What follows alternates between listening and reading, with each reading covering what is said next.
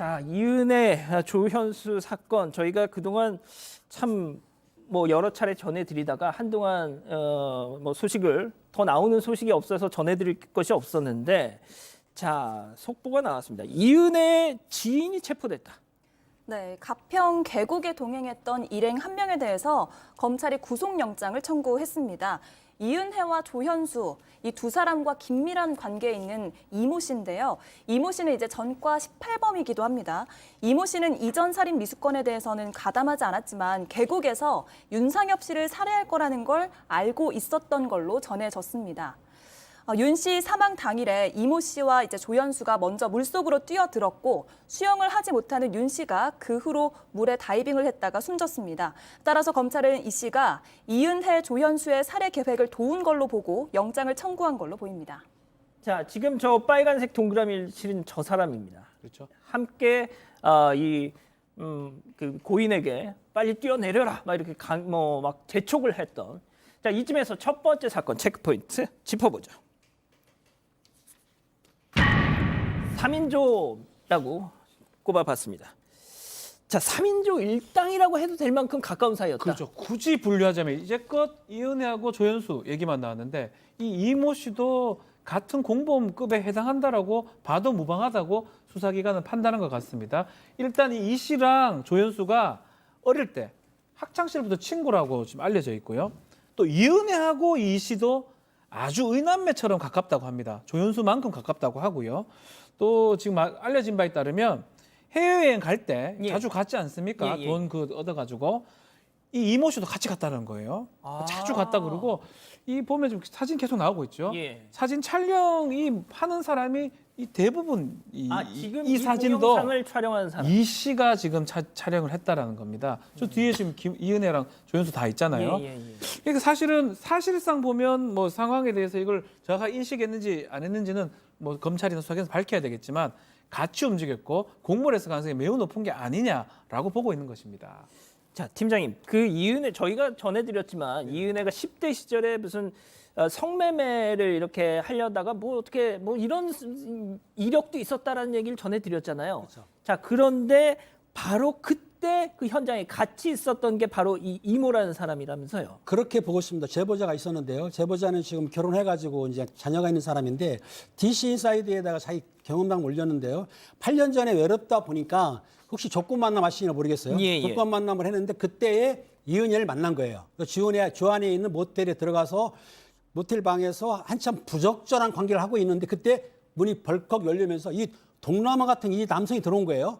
아마 이분이 그 부적절한 관계를 할 때 문을 안 잠그었던 것 같아요. 밀고 돌아가서 했는데 그 당시 협박을 한 거예요. 그래가지고 이 제보자의 휴대폰을 뺏은 다음에 보면은 가족들 사진 있지 않습니까? 주소번호랑. 그러니까 이거 연락하겠다 협박을 하니까 그만 이 제보자가 거기에 당한 거예요. 이게 전형적인 꽃뱀 사기인데 그래가지고 ATM기에서 300만 원을 인출을 해가지고 이 이모 씨한테 한 걸 돈을 준 거예요. 그렇다 보니까 그 당시 이은혜하고 이모 씨가 합작을 해가지고 이 외로운 사람을 그만 꽃뱀 작전을 써가지고 300만 원을 갈취했다.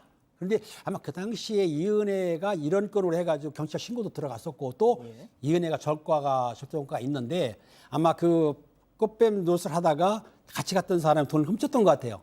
그 전부터 이렇게 했기 때문에 그 당시에 이모 씨가 같은 공범으로 일당으로 그런 나쁜 행동을 했던 거죠.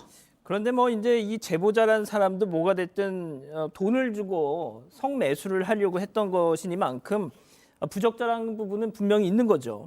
자, 박 변호사님. 예. 자, 그런데 이제 계곡 살인 그 현장에도 있었고 수사선상에도 올랐었는데 왜 이제서야 체포가 된 거죠? 자, 이 사람 감옥에 있었어요.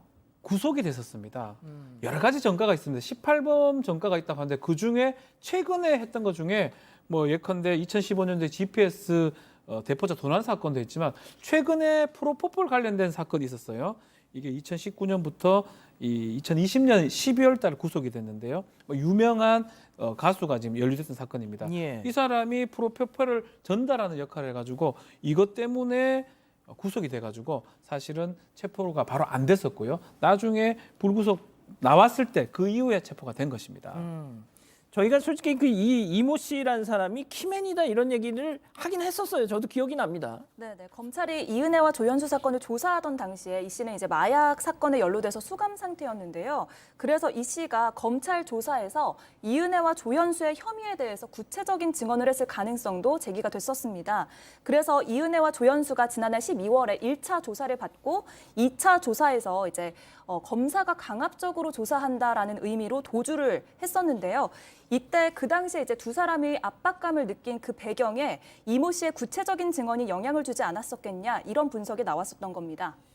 자, 그런데 이제 그동안 쭉 말씀드렸다시피 불구속 수사를 받아왔었는데 갑자기 체포를 한 이유 의아하다 이런 얘기도 있습니다. 네, 검찰이 판단하기에 이모 씨가 너무 이제 주범과 똑같이 살인에 공모했다라고 판단을 한 겁니다. 이은혜와 조현수가 윤상엽 씨를 살해한다는 것을 분명히 알면서도 계곡에 갔다라는 거죠. 그렇기 때문에 공모를 확실하게 했다라는 겁니다.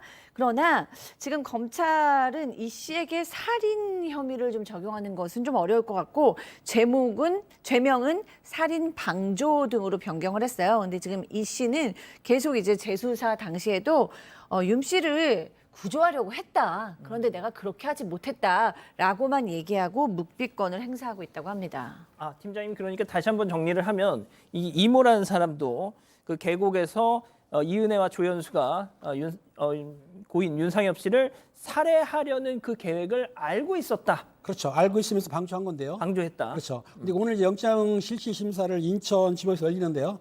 어제 체포영장을 집행해서 건거를 했습니다. 그럼 48시간 내에 영장을 쳐서 이제 구속을 시켜야 되는데 그 영장이 구속이 청구가 돼가지고 집행될지는 좀 두고 봐야 되지만 만약에 구속이 되면은 아마 죄명이 방조해서 같은 살인 미수나 살인죄로 바뀔 수도 있다고 보고 있는 거예요. 어허. 예, 좀 더 힘추형 조사를 하면 되는 거죠. 그리고 이은혜하고 조현수는 그 오늘 27일 날 오전 11시 20분쯤에 인천지법에서 첫 재판을 하는데 아무튼 그 세 명이서 제가 보기에도 공모를 해가지고 그 피해자를 살해한 거로 저도 그게 추정이 되거든요. 아무튼 예. 검찰에서 정확히 밝혀내가지고 재판을 붙여야 될 것 같습니다. 알겠습니다. 첫 번째 사건 이 정도로 정리하고요.